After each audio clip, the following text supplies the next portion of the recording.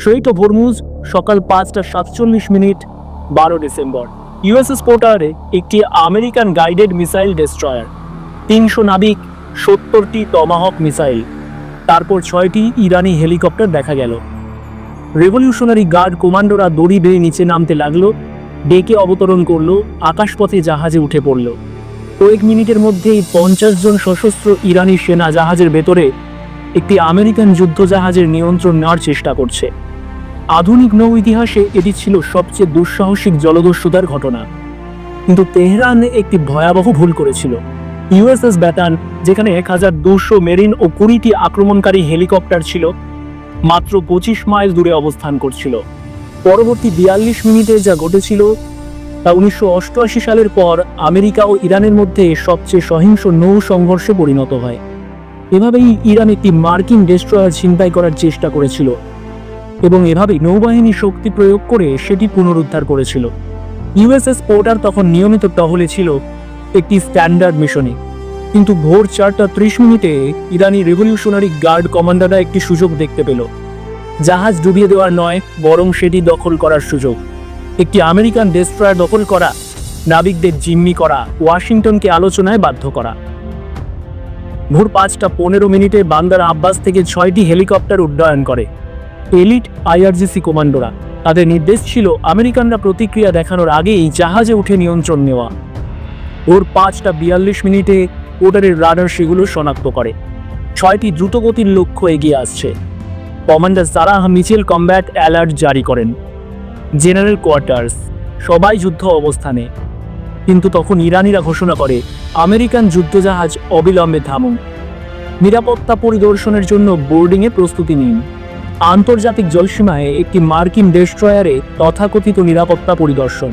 Commander Mitchell স্পষ্ট জবাব দেন, নেতিবাচক, আপনার কোনো অনুমোদন নেই, দূরত্ব বজায় রাখুন, নতুবা আপনাদের শত্রু হিসেবে গণ্য করা হবে। ইরানি পক্ষের জবাব আসে, আমরা ইরানি সামুদ্রিক আইনের অধীনে কাজ করছি, অবিলম্বে নির্দেশ মানুন। সকাল 5:47 তারা ঠিক মাথার ওপর পৌঁছে যায়। কমান্ডার মিচেল 1 সেকেন্ডের সিদ্ধান্তের মুখোমুখি হন, গুলি চালিয়ে আন্তর্জাতিক সংঘাত শুরু করবেন নাকি বোর্ডিংয়ের অনুমতি দেবেন। তিনি ভুল সিদ্ধান্ত নেন, দড়ি নামানো হয়। ইরানি কমান্ডোরা দ্রুত দড়ি বেয়ে ডেকে নামতে থাকে। 10 জন, 20 জন, 30 জন, 50 জন। মাত্র 3 মিনিটের মধ্যেই 50 জন রেভলিউশনারি গার্ড সেনা ইউএসএস পোর্টারের ওপর অবস্থান নেয়। তারা পরিদর্শন করতে আসেনি, তারা দখল নিতে এসেছিল। তারা ব্রিজের দিকে এগোয়া, অস্ত্র নিয়ন্ত্রণ কক্ষের দিকে। একজন ইরানি কর্নেল হঠাৎ ঢুকে পড়ে, আপনাকে গ্রেপ্তার করা হলো, এই জাহাজ এখন আমাদের নিয়ন্ত্রণে। কমান্ডার মিচেল শান্ত থাকেন, হাতে রেডিও।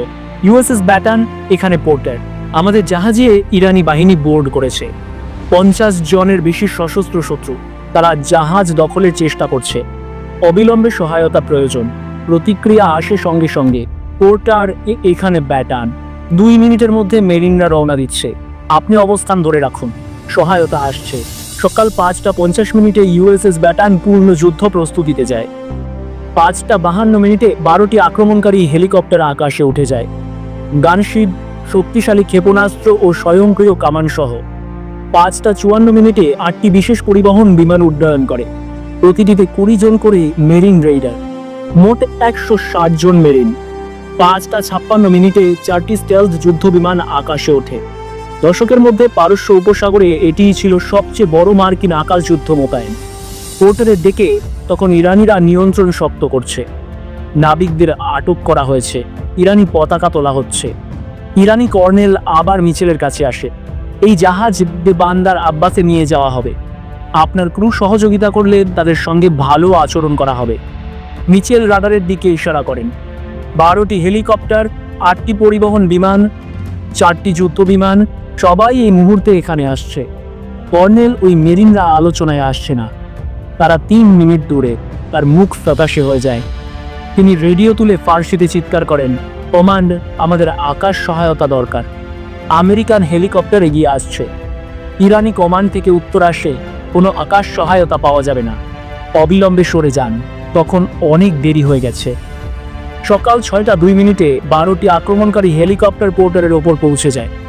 তারা কোনো সতর্কবার্তা দেয়নি, তারা সরাসরি গুলি চালায়। শক্তিশালী ক্ষেপণাস্ত্র নিক্ষেপ করা হয়। মাত্র কয়েক সেকেন্ডে 3টি ইরানি হেলিকপ্টার সম্পূর্ণ ধ্বংস হয়ে যায়। আগুনের গোলা আকাশে ফেটে যায়, ধ্বংসাবশেষ ছিটকে পড়ে পারস্য উপসাগরের পানিতে। বাকি 3টি ইরানি হেলিকপ্টার পালানোর চেষ্টা করে, এর মধ্যে আরও 2টি গুলি খেয়ে ভূপাতিত হয়। মাত্র একটি হেলিকপ্টার কোনো মতে পালাতে সক্ষম হয়, 6টির মধ্যে একটিই বেঁচে থাকে। ইউএসএস পোর্টারের দিকে থাকা ইরানি কমান্ডোরা অসহায় হয়ে দেখে তাদের এক্সট্রাকশন আকাশেই ধ্বংস হয়ে গেছে। এখন তারা আটকে আছে একটি মার্কিন ডেস্ট্রয়ারে, চারপাশে মার্কিন আক্রমণকারী হেলিকপ্টার। সকাল 6:04 ওস্প্রে বিমানগুলো পৌঁছে যায়। 8টি বিমান বৃত্তাকারে ঘুরছে, র্যাম্প খোলা, ভেতরে স্পষ্ট দেখা যাচ্ছে মেরিনদের। লাউড স্পিকারে ঘোষণা আসে, ইরানি বাহিনী আপনাদের চারদিক থেকে ঘিরে ফেলা হয়েছে, অস্ত্র নামিয়ে রাখুন, আপনাদের হাতে 7 সেকেন্ড। কর্নেল বুঝে যান বাস্তবতা। 50 জন কমান্ডো বনাম 160 জন মেরিন, তার উপর আকাশে হেলিকপ্টার, স্টেলথ জেট। তিনি রেডিওতে নির্দেশ দেন, টপ ইউনিট অস্ত্র নামিয়ে রাখুন, আত্মসমর্পণ করুন।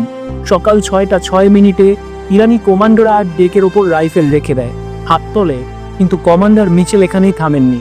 কর্নেল হোসেইনি, আপনি আমার জাহাজ দখলের চেষ্টা করেছেন, আপনার লোকজন যাওয়ার আগে আপনাকে ক্যামেরার সামনে আনুষ্ঠানিকভাবে আত্মসমর্পণ করতে হবে। সকাল 6:08 মেরিনদের ঘিরে ড্রোন ক্যামেরায় ধারণ করা অবস্থায় কর্নেল আত্মসমর্পণ করেন। আমি কর্নেল রেজা হোসেইনি এই বাহিনীকে যুক্তরাষ্ট্রের সামরিক বাহিনীর কাছে আত্মসমর্পণ করছি। আমরা আদেশ পালন করছিলাম, কিন্তু এটি ছিল একটি ভয়াবহ ভুল।